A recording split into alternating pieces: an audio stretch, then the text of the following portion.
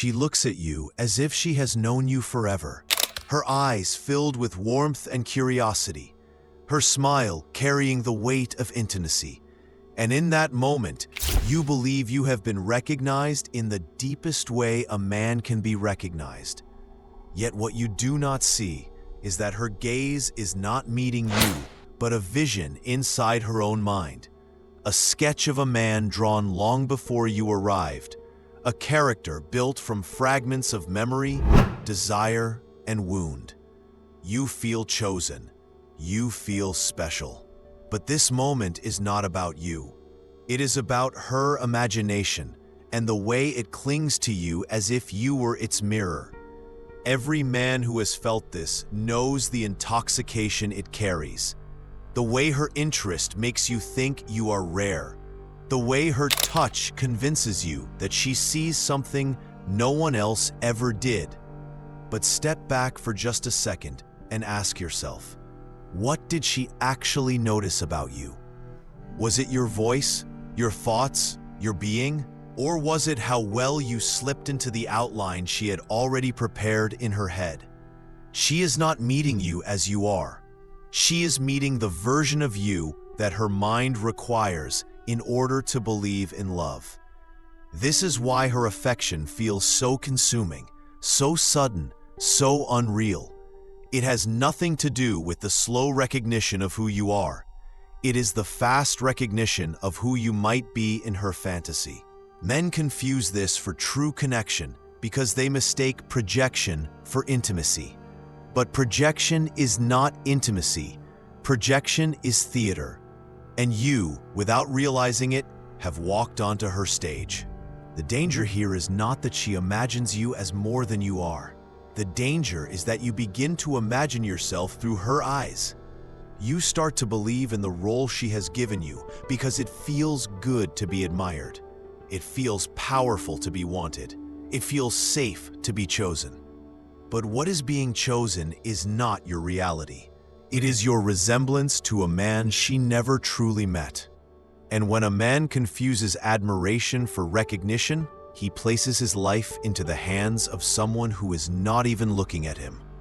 The truth is uncomfortable but inescapable. When she falls for you quickly, when she seems to know you instantly, she is not falling for you at all. She is falling for the story she tells herself while you stand in front of her. She is falling for a ghost in her memory, a shadow of an old wound, a fantasy written long before you. And until you see this, until you wake to the fact that her desire is not about who you are, but about what you represent, you will always be vulnerable to the illusion she casts with her eyes, her smile, and her touch. Before you ever touched her hand, before she ever smiled at you across the room, before you even said your name, she already carried a man inside her mind, a figure assembled from half-remembered childhood stories, fragments of her father's presence or absence, the echo of old boyfriends, the promises of films, the lyrics of songs, the myths told by her friends about what love should feel like. This man was not you. But when she met you, she measured you against him in silence. And when you fit the outline even roughly, she felt as if fate itself had delivered you into her life. This is a cruel trick. You believe she is seeing you for the first time, but she is checking how well you match the script she has carried for years. Every word you say, every move you make becomes material for her comparison. You do not realize it, but you are being tested against a phantom. If you pass, she tells herself you are special. If you fail, she tells herself you are broken. But none of this has anything to do with you. It has everything to do with the blueprint in her mind. That blueprint is powerful because it gives her a sense of control. She is not meeting the unknown when she meets you. She is reenacting a story she has rehearsed so many times that it feels like the truth. The pain of her past becomes the architecture of her present. The disappointment she endured becomes the prophecy she carries forward. And without speaking it out loud, she holds you inside this hidden frame. Men often do not see this because they want to believe they are chosen for who they are. It is comforting to think that your presence, your voice, your humor, your strength drew her in. But comfort blinds. She is not choosing you because of who you are. She is choosing you because of how well you resemble the shadow she has been chasing since she first felt what she thought was love. This is why her interest feels so immediate, why her attention feels so consuming, why her connection feels so inevitable. It is not inevitable. It is repetition, and repetition is dangerous, because if you enter her life by fitting her script, then you are trapped inside a role you did not write. You will play the part for as long as her imagination allows it. You will hold the lines she hands you until the moment she realizes you cannot sustain them. And when that realization comes, when the fantasy cracks and she sees not the image, but the man, she will not blame the script. She will blame you. There is a certain intoxication that grips a man when he realizes he is being admired not for what he has achieved, not for what he has proven, but for something far more powerful. The simple fact that he seems to fit her unspoken dream, as if his very existence has finally given her imagination a body, a voice, a face. You notice the way her attention clings to you, how she laughs before you finish the sentence, how she leans closer as if every word carries hidden meaning, and you start to believe you are the man she has been waiting for, when in truth, you are only standing inside the outline she has been carrying for years. It feels irresistible because it flatters the deepest hunger in men. You want to be needed, you want to be seen, and you want to believe that her passion is born from who you are. Every glance, every touch, every gesture convinces you that you are the hero in her story. You do not recognize that it is not your story at all. It is hers. She has cast you as the lead, and for a time, you are satisfied to play along. This is where the seduction lies. The more she projects, the more you submit. The more she admires, the more you adapt. And without noticing, you begin to lose the sharp edges of your own self. You start to answer not as you would, but as she expects. You behave not with your own rhythm, but with the rhythm her script demands. You believe you are becoming more of a man because her desire confirms you, when in reality, you are becoming less of yourself. It is difficult to resist this trap because it is disguised as love.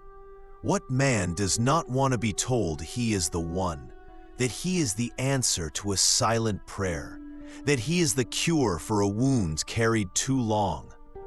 But these words, spoken or unspoken, are not about you. They are about her longing for the image she keeps alive inside her. And when you let yourself believe them, when you start to feel chosen not for who you are, but for how well you resemble the man she invented, you begin to live inside her creation. The tragedy is that men feel most powerful in this stage. They think they have conquered desire, when in truth, they are being conquered by it. They think they are leading, when they are only following a role written by someone else. And the longer you remain inside this illusion, the harder it becomes to remember that the admiration in her eyes is not recognition, but performance. You are not her discovery. You are her construction. There always comes a night, often quiet and ordinary, when she looks at you and something unsettles her. A detail in your tone, a gesture you repeat, a truth you reveal without thinking, and in that instant, the perfect outline she once carried begins to fracture, Because the man in her imagination never hesitated, never contradicted her story, never showed the weights of flaws, while you, being real, cannot help but step outside the role she assigned. The admiration in her eyes dims, not because you have changed, but because the illusion can no longer contain the reality. At first, she does not admit this to herself. She explains it away as mood, as distraction, as stress. But underneath, the blueprint is breaking. She begins to notice the small differences between who you are and who she believed you to be. The laughter she once gave so easily now falters. The closeness she once sought now feels heavy. Where she once leaned in, she now pulls back. These are not random shifts. They are the silent evidence that the projection is losing its grip. For you, the change is confusing. You wonder why the woman who once admired your every word now questions them. You wonder why the woman who once clung to your presence now needs space. You search for what you did wrong, when in truth, the only thing you did was exist as yourself. But because she built you on fantasy, your reality can only ever feel like a disappointment. The gap between who you are and who she imagined will always widen, no matter how hard you try to close it. This is the moment men often double down. They work harder to play the part, to restore the admiration, to rebuild the illusion that once made them feel powerful. They hide their flaws, silence their truth, and bend themselves to the role. But the more they try, the more obvious the cracks become, because no man can live forever as an invention. And the more she notices these cracks, the more she begins to resent not only you, but herself for believing in you. Her gaze, once filled with certainty, begins to carry doubt. Her touch, once eager, now withdraws. She does not announce this collapse. She lets it unfold quietly, as if testing to see if the fantasy can still survive. But it cannot. And when the final fracture comes, when the illusion finally shatters and she sees you not as her dream, but as a man, she feels betrayed by the very reality she once longed for. When the fantasy finally dies, when she can no longer convince herself that you are the man her imagination promised, the love she once gave so freely begins to curdle into something darker, and the same intensity that once lifted you now turns against you, as if the only way she can make peace with her disappointment is by tearing down the man she once built up. You feel it in the silence of her voice, in the coldness of her touch, in the way her eyes no longer look at you but through you, searching for the ghost she has lost. What follows is not gentle withdrawal, it is destruction. She begins to question everything she once praised. The confidence she admired becomes arrogance. The humor she adored became immaturity. The strength she once clung to now feels like control. She does not simply let go. She rewrites the story to justify her disillusionment. And in this rewriting, you are no longer the answer to her longing. You are the mistake she must correct.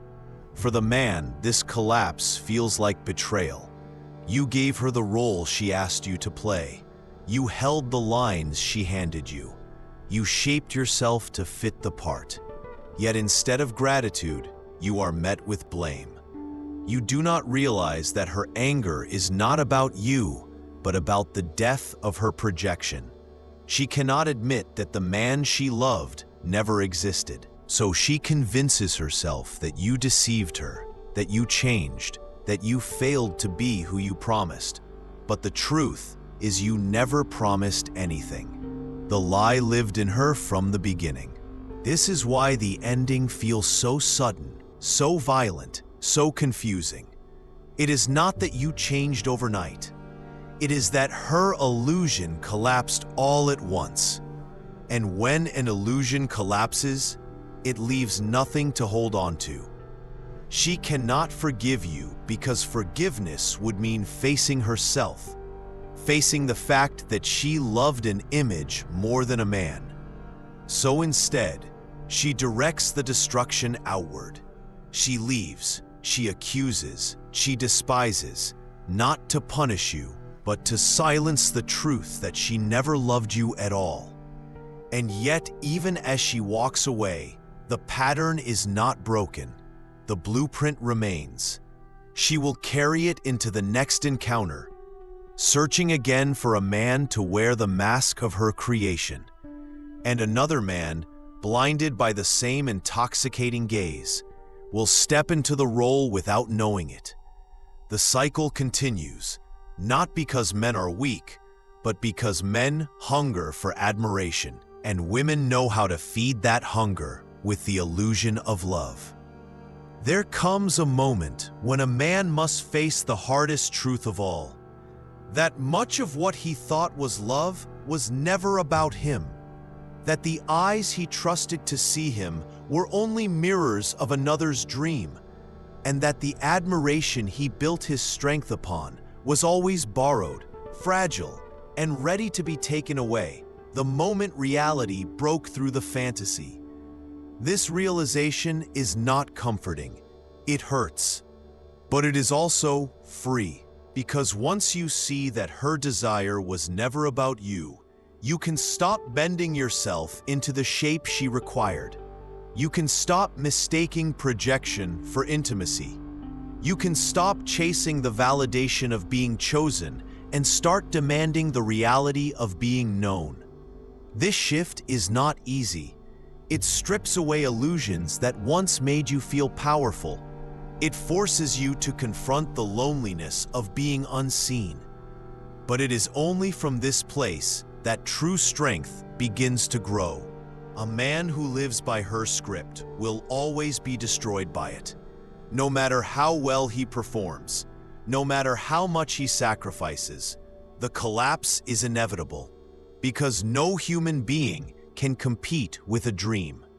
But a man who refuses the script, who refuses to play the part of her projection, forces the relationship into truth. She may walk away, she may call him cold, she may accuse him of failing to give her what she wants. But what she wants is not a man, it is an image, and you are not born to live as anyone's image. This is the wake-up call. To survive, you must choose reality over illusion. You must risk her disappointment in order to keep your integrity. You must be willing to lose her rather than lose yourself. Most men do not dare. They would rather cling to admiration, even if it's false, than face the silence of walking away. But silence is better than destruction. Solitude is better than betrayal. The man who endures this silence becomes untouchable, because he no longer needs her illusion to feel alive. In the end, this is not a lesson about women. It is a lesson about men. Women will continue to project, to imagine, to weave their blueprints out of memory and desire. That is their nature. But your nature must be different. Your task is not to fit the image, but to reject it. Your task is to stand so firmly in who you are that no fantasy can remake you, no illusion can seduce you, no projection can hold you hostage. Only then do you escape the cycle. Only then do you walk away whole.